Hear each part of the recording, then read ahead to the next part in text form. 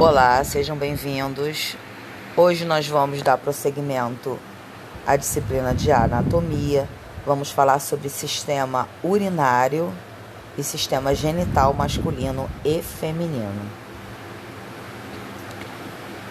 Iniciando pelo sistema urinário, nós vamos ter uma estrutura a nível básico inicialmente, Nessa visualização, a gente tem os 2 rins, 2 ureteres, bexiga e uretra. O sistema urinário vai fazer parte da estrutura do sistema excretor, ou seja, o sistema responsável por eliminar as excretas do corpo. O que serão essas excretas? Serão as substâncias, os resíduos que o corpo precisa eliminar. Após o processo de absorção de água, de nutrientes, o corpo chega a um momento em que não terá mais, vamos dizer assim, o que ser aproveitado. Então, o corpo começa o processo de eliminação dessas substâncias que, de certa forma, não servem mais para o corpo, tá? Então, aqui dentro do sistema urinário masculino, teremos rins, ureteres, bexiga, uretra. E nesse envoltório do sistema masculino, nós teremos a próstata, logo abaixo da bexiga. Basicamente, por esse motivo, quando os pacientes masculinos têm alguma alteração na estrutura da próstata, automaticamente essa eliminação de urina por vezes fica prejudicada.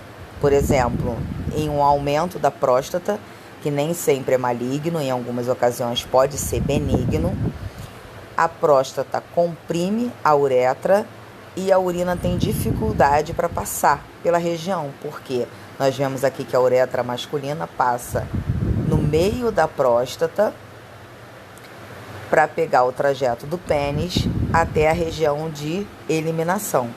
A uretra masculina é mais longa que a feminina. Então, quando o paciente tem qualquer alteração do tamanho da próstata, o paciente percebe uma dificuldade na eliminação de urina. Então, às vezes, o paciente precisa fazer força para urinar ou sentir dor ao urinar. Então, muitas das vezes, essa situação de dificuldade da eliminação de urina pode representar alguma alteração na próstata. Logo abaixo, nós temos o testículo, tá? Os órgãos reprodutores masculinos, eles são externos ao corpo. Mais na frente a gente vai ver com mais detalhes, tá? Porque no momento estamos falando focado mais no sistema urinário. Então, rins, ureteres, bexiga, uretra. O feminino, nós vamos ter a estrutura dos rins, ureteres, bexiga e uretra. A gente consegue perceber aqui pela figura que a uretra feminina é bem mais curta que a masculina. À frente da uretra nós temos a abertura vaginal e mais acima da bexiga nós temos o útero.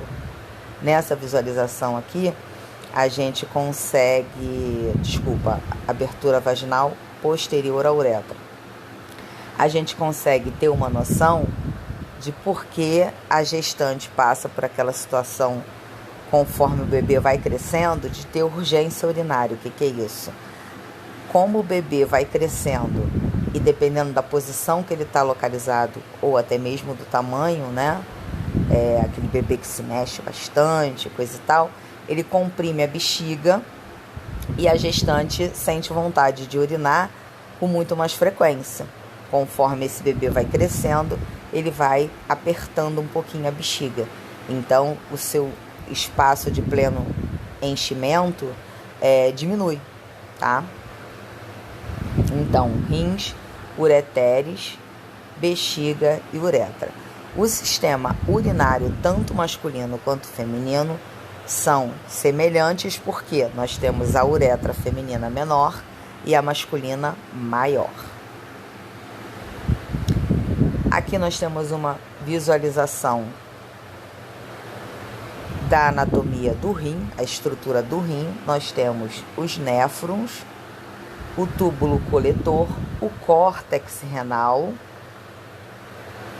coluna renal, cálice renal, é uma estrutura que a gente consegue perceber com bastante definição, pirâmide renal, essa estrutura que parece um feixezinho, tem até uma certa semelhança assim com alguma flor, vamos dizer. A gente tem a pirâmide renal, como se fossem essas folhinhas aqui mais rosadas, e o cálice renal, essa parte mais próxima à parte que vai desembocar aqui na pelve renal e descer para o ureter. E a cápsula renal é toda essa estrutura de revestimento. E temos aqui à frente veia renal aqui em azul e artéria renal em vermelho, tá? Então a gente tem o sangue que chega com as impurezas, passa pelo processo de filtragem e sai do rim para retornar ao corpo sem essas impurezas que foram filtradas pelo rim. Aqui nós temos a estrutura focada no néfron. Nessa visualização nós vamos ter toda a estrutura demonstrada de forma bem ilustrativa. Então nós vemos o sangue que vai chegar para ser filtrado aqui dentro do glomérulo. Temos a cápsula de Bowman, que abriga o glomérulo. Temos a artéria eferente e aferente e capilares que vão levar e trazer esse sangue para ser filtrado, tá? Então, a gente tem a estrutura do néfron, essa entrada do sangue com impurezas e, após passar pelo processo de filtragem, o retorno desse sangue ao corpo, tá?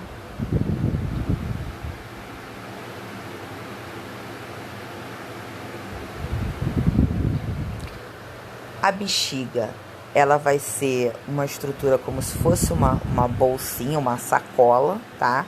Os ureteres desembocam na bexiga pela parte superior. Temos os ósseos uretrais. Então, conforme a bexiga vai se preenchendo pela essa urina que precisa ser excretada, o esfíncter, e temos o interno e o externo, ou seja, é uma musculatura que vai fechar a entrada da uretra e a saída da bexiga, que é o que permite que a gente tenha controle da urina. A gente percebe, por exemplo, que se a gente aprender essa eliminação da urina por muito tempo, a gente chega um momento de sentir aquela agonia para urinar, porque a bexiga vai enchendo e vai começando a passar do limite dela de preenchimento, tá? Algumas pessoas, após algumas patologias, alguns processos, algumas mulheres depois da situação da gestação, esses músculos responsáveis por segurar a urina, eles começam a perder a tonicidade, perder a força. Então, em alguns casos, o paciente tem escape de urina. E conforme vai chegando numa certa idade, a musculatura também vai perdendo essa elasticidade, essa tenacidade, e a pessoa passa por processo de ter escapes urinários, tá? Então agora vamos falar do sistema genital masculino. Ele é constituído pelo escroto, testículos, epidídimo, ductos deferentes e ejaculatórios, uretra, glândulas sexuais acessórias e o pênis. Então, no caso masculino, os ductos excretores são os mesmos ductos ejaculatórios. Então é por isso que antes da ejaculação, o homem elimina uma secreção para limpar esse ducto de qualquer resíduo de urina, para que o esperma possa passar por essa região, tá? Em alguns casos, nesse líquido que vai fazer a limpeza, né, desse ducto ejaculatório, que serve também de vias de excreção urinária, pode conter espermatozoides, tá?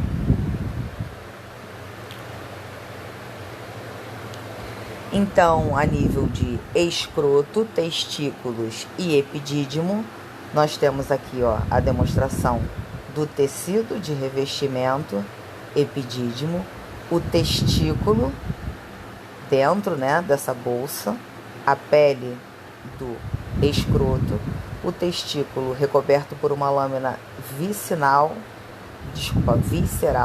da túnica vaginal. Aí temos aqui uma demonstração de um corte do testículo e a demonstração desse trajeto com o envolvimento do circulatório aqui, ó. Temos aqui, tá pequenininho, mas a gente consegue perceber os vasinhos azulzinhos e vermelhinhos.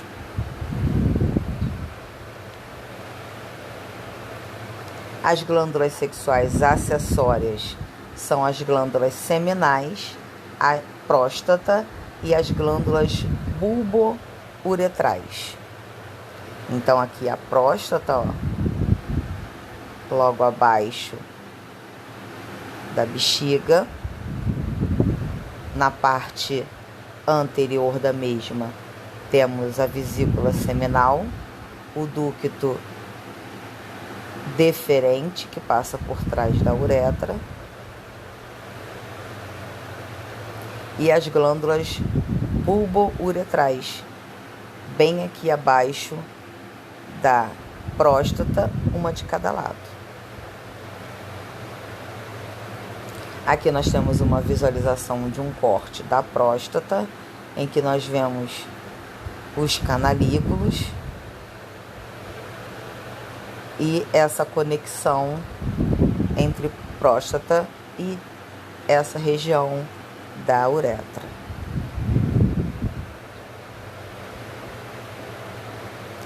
Aqui nós temos um corte axial do pênis, em que nós temos o corpo cavernoso e o corpo esponjoso.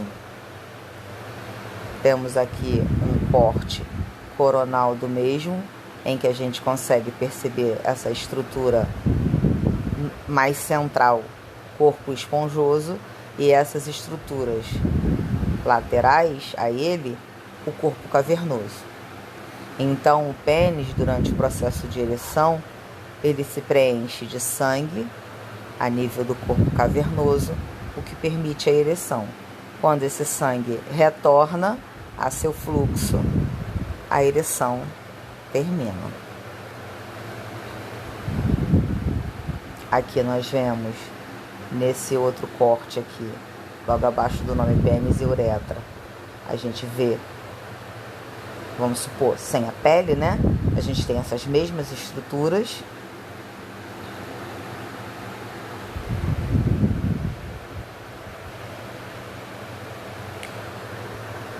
Agora a gente vai falar do sistema genital feminino num próximo vídeo. Espero que vocês tenham gostado. Até a próxima.